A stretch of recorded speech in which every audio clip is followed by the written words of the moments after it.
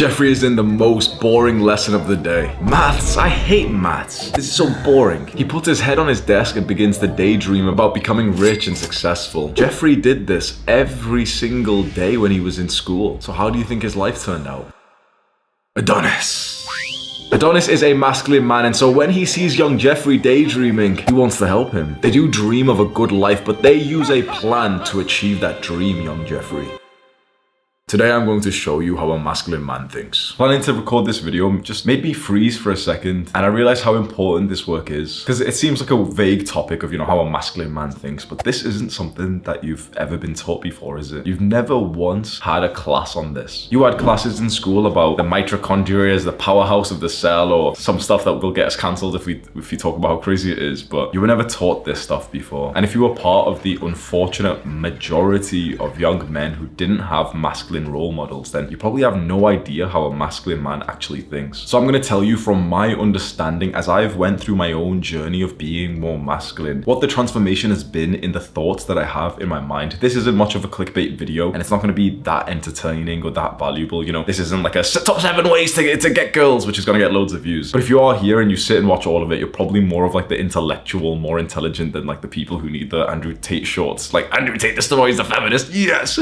So let's first see if you can relate to how I used to think when I was younger. Through all of my childhood, through all of my teenage years, and also for the first few years of my 20s, I thought like a stereotypical feminine man. The thoughts that I had in my mind from moment to moment were so feminine and so problematic. A huge mistake, leading straight to failure, leading straight to heartbreak, straight to being unsuccessful, to being broke. You guess what kind of thoughts I had in my mind? It was all about wanting love and affection and intimacy. And that doesn't seem bad, does it? That seems okay, yeah? This isn't any like pussy stuff or anything. We actually know that like love, a feeling of belonging, is very important for all kinds of people. Psychologists have proved this to us many times. But when you obsess over that, do you think it's gonna help you to get it? Do you think younger me, who was obsessing over his crush, was gonna attract her? When I was having these needy, obsessive thoughts about a girl that I had a crush on who I'd probably never even spoke to, do you think I did well in my exams? Or do you think I did well in sport or maybe a business outside of school? No, I was so distracted. And that was kind of like my natural automatic thoughts. Just through the day, my mind would ruminate on like just getting girls and wanting to like just get love in my life. Please let someone love me. But how about my thoughts when it came to being in some kind of like masculine place? Let's say, I'm 14 years old and I'm playing football with my friends in school. What was I thinking there? Maybe it'd be similar to what you used to think in this kind of environment of, playing sports when you were younger. My mind was so feminine that even though there was a goal and a mission and something to do, something to accomplish, there's the ball, okay, get it into this net, that's the objective. Instead of striving to be good at the thing we were doing, like football, my mind was complaining. I hated that I was uncomfortable. If I'd run for just a few seconds, my mind would think thoughts like, oh, this is so hard, it's so painful, oh, my stomach really hurts, I've got a stitch, oh, my legs really hurt, I should probably just go slow because that one time someone told me to go slow, so yeah, I'll just ease up, I'll probably just stand around for the rest of the session, and oh look, there's Jack, let's go talk to Jack, hey Jack. Do you think I scored many goals? And then you see one of those masculine kids, isn't it obvious what he would have been thinking? Oh man, we're down 2-3, let's hustle up, come on, I've really got to sprint faster next time. Objective based, focused on the mission, on the purpose of what he's currently doing. That is masculinity. This really translates into the rest of your life, because when I was still quite feminine, age 22, and I wanted to get into entrepreneurship and I really wanted to start a YouTube channel, how do you think it went? Do you think suddenly I was so driven, yes, I'm gonna do this, I'm gonna wake up early and I'm gonna do loads of work and it's gonna be so good? Or do you think I procrastinated, I daydreamed, I lied to myself, I disrespected myself and said, yeah, I'll do it after lunch. Yeah, it's kind of late right now, I'll do it tomorrow morning. Oh man, I woke up late, so I'll just do it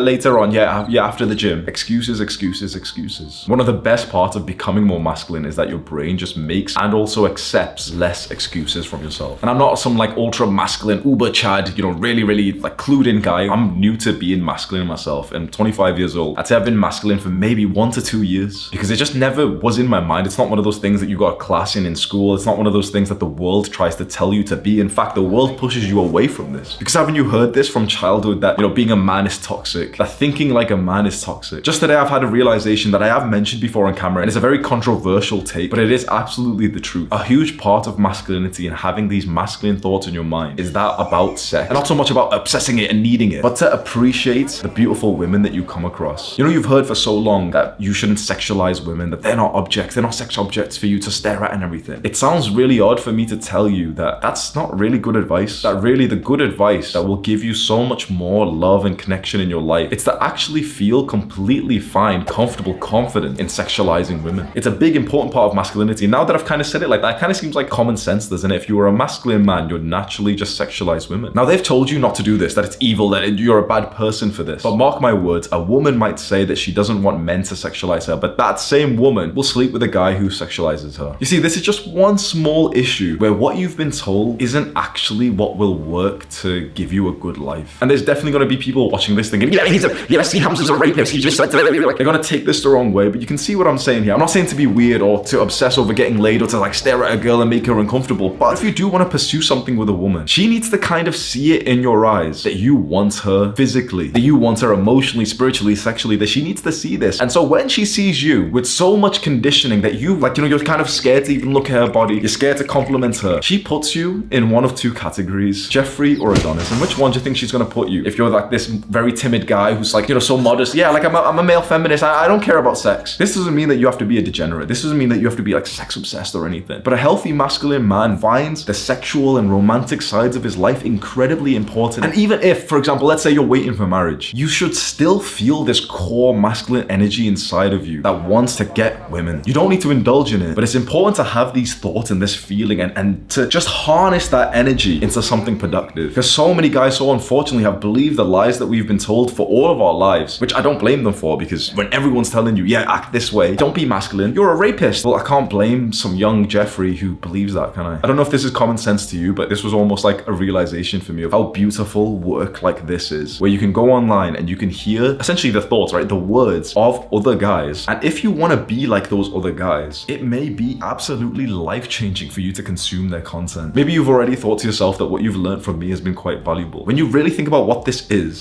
just my thoughts sent to you over the internet, and your life can change because of that. Not so much because of my thoughts, but because, you listen to those thoughts, your brain processes them, and then you make some actions through the day. And that's something which is kind of like common sense to a lot of people. So yeah, like you consume content and you can change because of that. But it only just hit me like a couple of months ago that when you consume someone's content, you are actually not consuming content, you're consuming their thoughts. And if their thoughts are going to be valuable and effective for you, then continue doing that. But on the other hand, if their thoughts are not going to be valuable for you, if their thoughts are actually going to be a detriment to your life, then you should probably not continue watching them. But if you stick to the self-improvement practices, your life undeniably will get better. You're on this journey to become more masculine, to be more like the ultimate man, Adonis. And the best way to progress to that is to follow some kind of program, some like laid out system, which is that of self-improvement. If you're ready to take the plunge, I invite you to join our cult. And there's a video you can go click on, which is titled, "Welcome to our cult." Do the hard work, especially when you don't feel like it. Mwah.